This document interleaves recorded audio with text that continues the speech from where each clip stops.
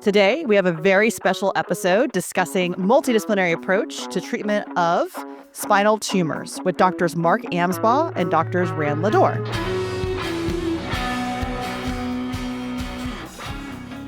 Why don't we start off with telling us where you guys are at, what your practice looks like, and how does it differ from others in your field with regards to spine tumors and spinal pathology? We'll start first with you, Ran.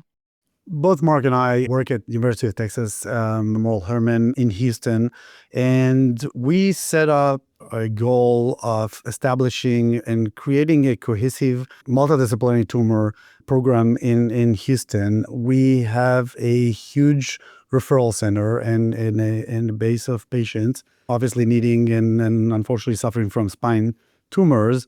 And getting treatment in a very cohesive way was a challenge. And so we worked real hard in the past several years to create a program where we join forces and treat those patients. The nice thing about it is we found a friend and we are working together, and it's actually fun. We tease each other, we fight each other, we arm wrestle. I always lose, but it's still a fun thing to do. And what about you, Mark?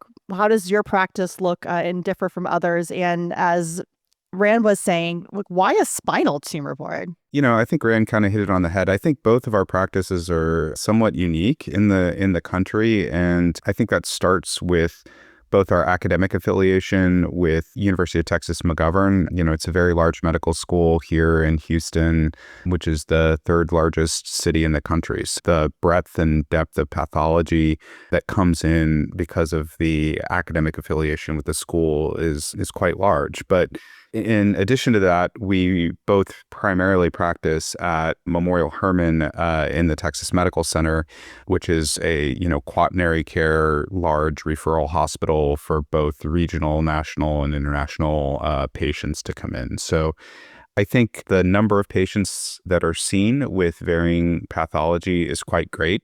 And in addition to working together, we also have the opportunity to work with many very talented, very subspecialized colleagues who are really the best at what they do in the country. So it's been really great to not only have the opportunity to care for such a broad range of patients, but also have, kind of a high number of unique cases that allow us to have experience with really tough things and share the treatment of those patients with truly fantastic colleagues. So I think it's a little bit of the academic mix, a little bit of the regional and international referral mix from the Memorial Hermann system that makes our practice pattern somewhat unique. So to kind of say why spine, spine tumor boards tend to be very rare throughout the country.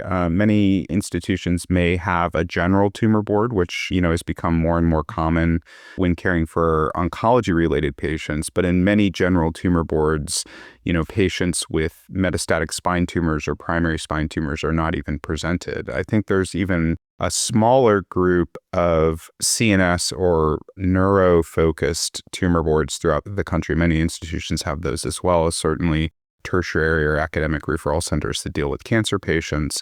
But even within those tumor boards, it's very rare to discuss cases that affect primarily the spinal column, whether those are primary or metastatic patients. So I think one of the unique things, just given the volume that's seen within the Memorial Hermann system and the unique challenges of patients who may live hundreds, if not thousands of miles from the hospital where they're receiving their care, prompted us to get all the interesting parties together to really kind of move forward with how we care for spine patients, both at the Memorial Hermann and Texas Medical Center, but also across the country. We want a lot of what we do to impact spine care, everywhere. And that's partially through our tumor board. It's partially through great organizations like STS, which Ran is a founding member of. But we're looking to advance the care for these patients, which I think lags a little bit behind other diseases. And I think you hit the nail on the head too with multidisciplinary approach. You mentioned that people who are listening to this didn't see me pointing to myself, because I had the pleasure of working with both of these two fantastic colleagues for many years when I was at UT and went out, interventional radiology, rad-onc, surgery, oncology, very important to treat and manage these patients. And while talking about that, these are very difficult tumors to manage. And so being where I am now, it's managed sometimes by general orthopedic surgeons, sometimes by neurosurgeons. But Rand, you do something a little bit different. And can you tell us a little bit about what's different and what your subspecialization does for these patients? I think that taking care of patients with tumors or with cancer is not the same. Unlike what the typical notion of a surgeon, where you have a problem, you fix it, and you forget about the patient. If the patient can sleep during this process, it's even better. Oncology is not the same. The patient comes with a It's not, it's baggage. broke, we fix it, we're good. Exactly. Okay. And the patient come with a baggage of problems. And to echo a little bit what Mark was alluding to is our multidisciplinary approach we put the patient in the center. And it's not just a phrase. The patient is in the center. There's so many other things that are involved in managing the care of the patient. And as you were saying, we have so many subspecialties. Just navigating between those different things, the process of taking care of a tumor, starting from diagnosis, getting the biopsy, understanding what that means, connecting with medical oncology, then planning a surgery, what type of surgery if needed, and then radiation. Just navigating this process is so overwhelming to the patient. And so we actually have a navigator that helps us with that, and a phenomenal person that actually takes the patient by their hand and then goes through all this process. I think that surgically speaking, taking care of spine tumor, you can be a surgeon that takes care of oncology, or you can be an oncologist that take care of spine problems. And that's a huge difference. And I think that we try now to be more of an oncologist taking care of spine problems rather than a surgeon then is fixing a tumor or fixing a problem in the spine. And the difference is the mindset.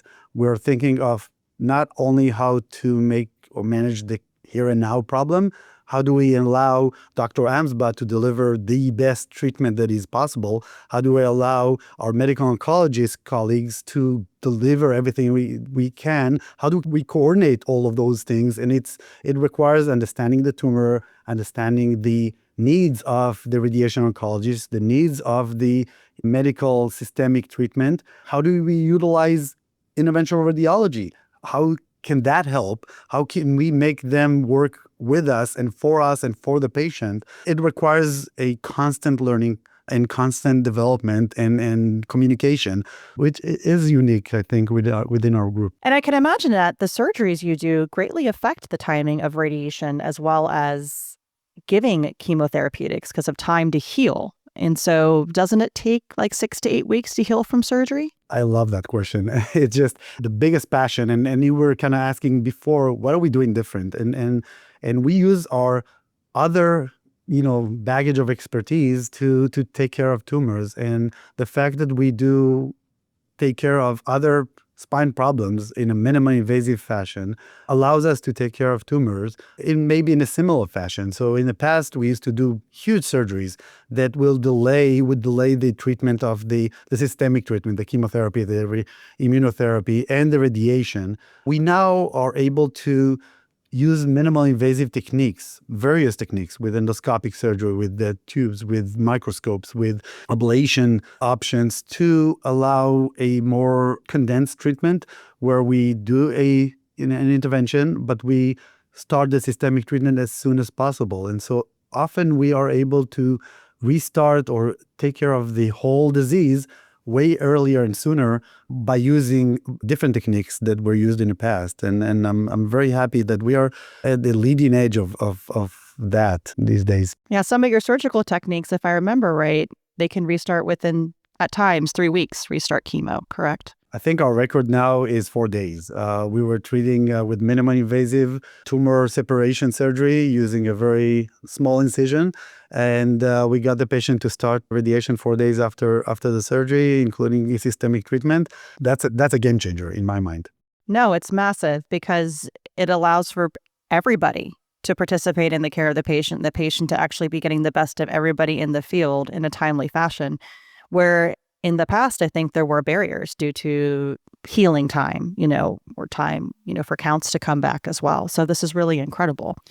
For people who are starting up, spinal tumors, how do these referrals happen? Do they come directly to rad-onc? I would imagine a lot of metastatic disease would go directly to rad-onc. Do they come to surgery? And what are your first steps in workup?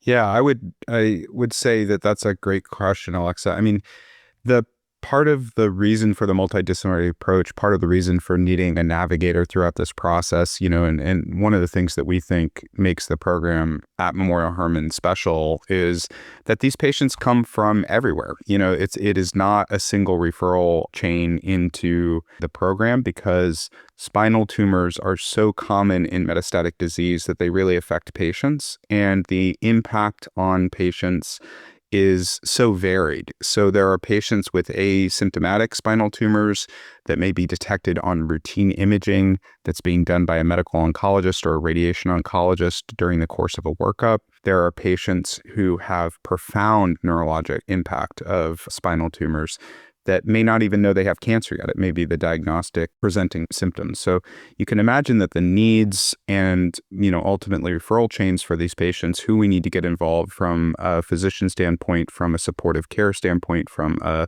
physical medicine and rehabilitation standpoint, are quite different amongst these patients. So I think, that's one of the things that makes the care of spine tumors so complex. And I think it's been one of the challenges, honestly, in the field of spine oncology in the past, because it's been very easy to look past those complexities in the past and say, we're just not going to deal with that. The patient will figure it out, right? And it's often very difficult for patients to figure it out in those situations. So it's quite a diverse patient population, and every patient is just a little bit different. I think Rand and I have kind of found over our time of doing this that, although many patients are similar, they're each individual patients and they each have individual challenges. And even several years into the development of the program, every week that goes by, we find something new to kind of improve or change for patients. So it's been really rewarding in that situation. And completely forgot for me, the involvement of PM&R so that people can get hooked up with rehab or physical therapy or OT or all the things that come afterwards, and how important it is actually to have the nurse navigator you guys were talking about to help walk patients through this, because they already have enough to deal with. Yeah. And I think, we've been really spoiled within our program at Memorial Hermann. We, of course, have, when you think of the care of spine tumor patients, you think of, radiation oncology, neurosurgery, orthopedic surgery, interventional radiology. Those are really kind of, I would say, the frontline fields that deal with these patients. But there are so many other physicians that are, so important in the care of these patients. And I think we've been really lucky with the Memorial Hermann Tier Institute in having some of the best physical medicine and rehabilitation capabilities, both on the physician side and the staff side in the world, to help care for these patients, often with, quite significant cancer rehabilitation needs. We're mentioning so many disciplines that are involved in the care, and shocking as it is, taking care of spine tumors is a humbling experience. And so, surgeons and radiation oncologists and interventional radiologists, despite the fact that ego is never a problem, we actually gave up on that. And we keep our ego and we use it elsewhere. And we checked that out at the entrance to the spine tumor board or the spine clinic. And we, again, it is amazing to see how we were able to work together without that hump on our back. And it is difficult. It's proving itself, because once we use all the disciplines and everyone with his own or her own expertise contributes so much to the care of the patients, and then you realize you can't do this by yourself. The days that we always say that the days that you had one giant physician, whether it's surgeon or radiation oncologist or medical oncologist, that took care of everything and was able to save you, those days are gone.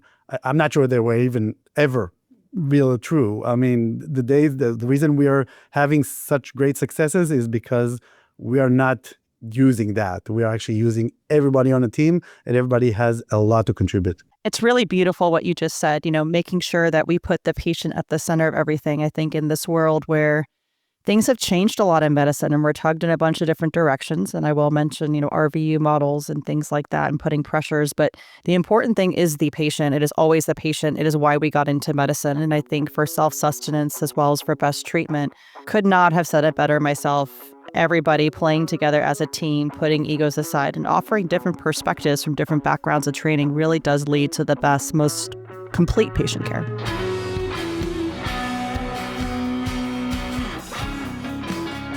Thank you so much for listening. If you haven't already, make sure to subscribe, rate the podcast 5 stars, and share with a friend. If you have any questions or comments, direct message us at _BackTable MSK on Instagram, Twitter, or LinkedIn. BackTable is produced and hosted by myself, Jacob Fleming, and co-hosts Michael Barraza and Chris Beck. Our audio team is led by Kieran Gannon, with support from Josh McWhirter, Aaron Bowles, Nick Shellcross, and Ness Smith-Savadoff. Design and digital marketing led by Brian Schmitz. Social media and show notes written by Marvi Espiritu and Ann Dang. Administrative support provided by Jinwoo Kennebrew. Thanks again, and see you next time.